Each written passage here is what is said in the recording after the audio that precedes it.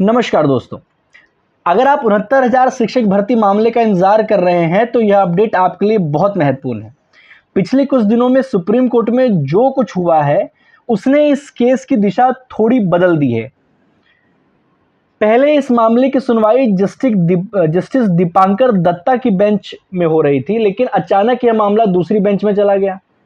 शुरुआत में सभी को लगा कि अब केस और लंबा खिंच जाएगा, लेकिन नई बेंच ने यह साफ कर दिया कि वह खुद इस मामले की सुनवाई करेगी, किसी दूसरी बेंच को ट्रांसफर नहीं करेगी।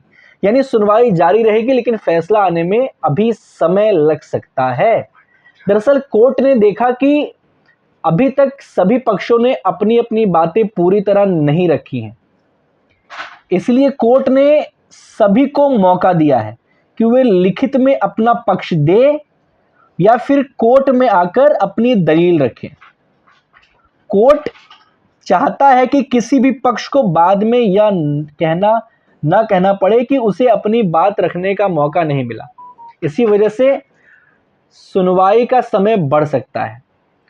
सरकार ने कोर्ट में एक हलफनामा दाखिल किया है। इसमें कहा गया है कि देवेश शर्मा फैसले के आधार पर बीएड अभ्यर्थियों को प्राथमिक शिक्षक भर्ती में शामिल नहीं किया जाएगा। साथ ही सरकार ने नया कट ऑफ लागू करने का सुझाव भी दिया है। ध्यान दीजिएगा इस बात पे, क्योंकि इस भर्ती में सिर्फ बीएड अभ्यर्थी ही नहीं है, बल्कि बीटीसी और शिक्षा मित्र जैसे कई अन्य पक्ष भी जुड़े हुए हैं। हर समूह की अपनी अलग मांग है और सभी अपने अपने हित की बात कर रहे हैं। ऐसे में सभी की सहमति बनना लगभग नामुमकिन दिखाई देता है। यही वजह है कि अब यह उम्मीद कम है कि मामला आपसी समझौते से सुलझेगा। विशेषज्ञों का मानना है कि सुप्रीम कोर्ट आखिर में मेरिट और कानून के आधार पर फैसला देगा, न कि किसी आपसी सहमति के आधार पर। अगर सरकार का मौजूदा प्रस्ताव लागू भी होता है तो संभावना है कि आगे फिर नए मुकदमे शुरू हो जाए।